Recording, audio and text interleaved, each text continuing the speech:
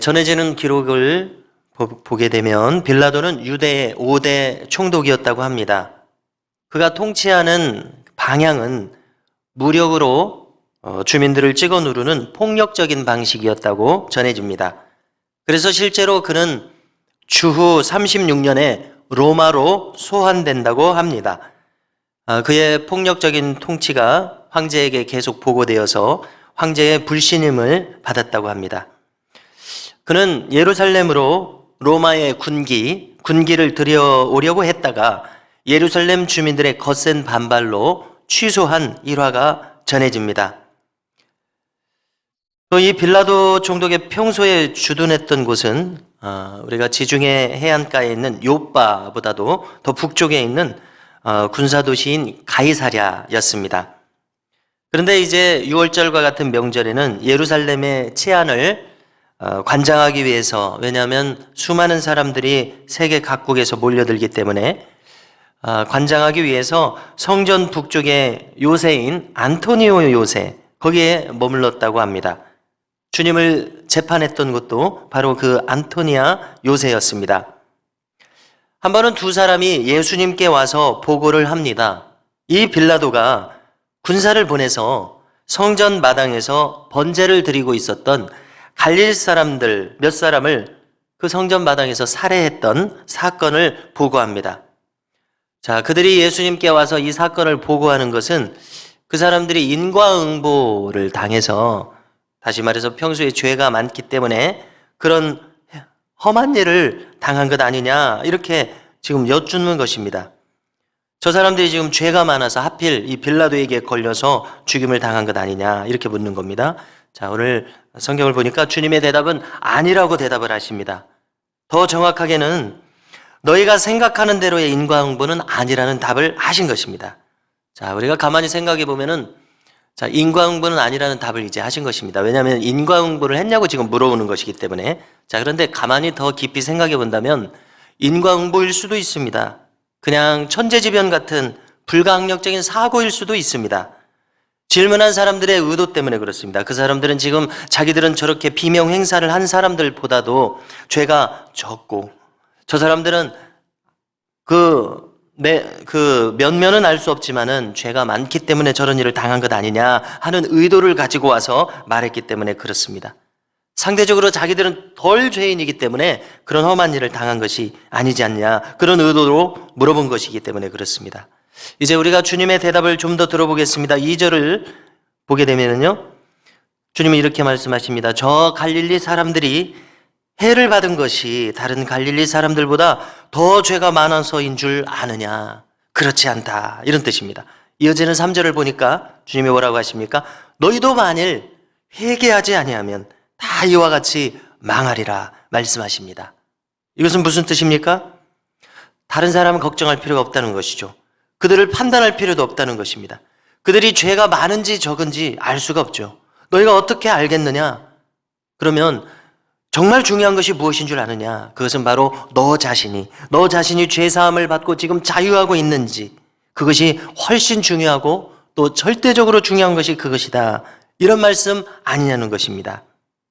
자, 그래서 주님께서는 이 뜻을 강조하시려고 또 하나의 사례를 드십니다. 그것은 4절에 있습니다. 자, 주님이 드시는 사례는 이것입니다. 실로암의 망대가 무너져서 18명이 죽었다. 그런데 그들이 다른 예루살렘 주민들보다도 죄가 더 많아서 그런 불의의 사고로 갑자기 죽은 줄 아느냐, 이렇게 물으십니다. 자, 이런 자연재해와 같은 천재지변과 같은 사고들 오늘날에도 너무나 많이 있습니다. 우리가 지금 통과하고 있는 이 코로나19로도 갑자기 이제 유명을 달리한 사람들이 많이 있지 않습니까? 이런 불의의 사고로 죄가 많아서 죽은 줄 아느냐? 이 다른 예루살렘 사람들이 실로암 망대에서 일어난 사건을 가리키고 이렇게 말씀하셨습니다. 그렇지 않노라, 이런 대답을 하시는 겁니다. 인과응보에 의해서 천벌을 그들이 받은 것이 아니라는 것입니다. 죄가 많아서 그것이 아니라는 것입니다. 자, 조금 더 정확하게 따져본다면 어쩌면 그 사람들은 인과응보로 지금 벌을 받은 것일 수도 있습니다. 아니면 그냥 천재지변과 같은 이런 불가항력적인 사건일 수도 있습니다. 주님이 이렇게 말씀하시는 의도가 있습니다. 무엇입니까? 다른 사람이 문제가 아니라는 것입니다.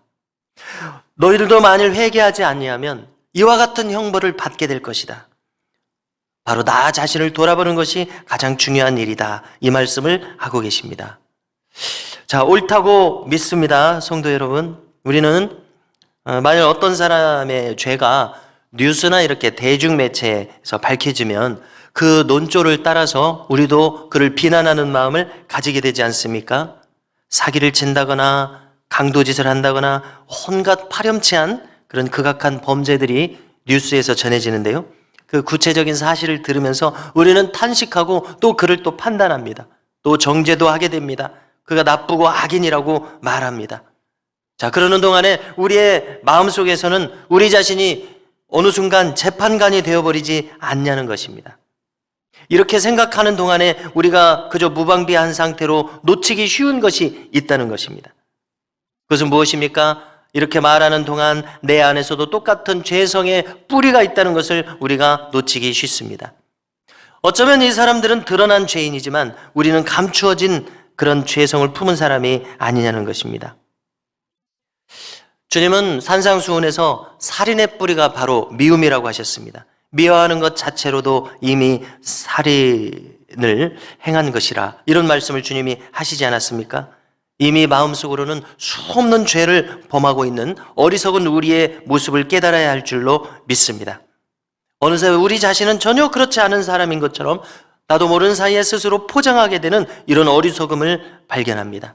마치 나는 완전한 의인인 것처럼 우리가 착각하기 쉽다는 사실입니다.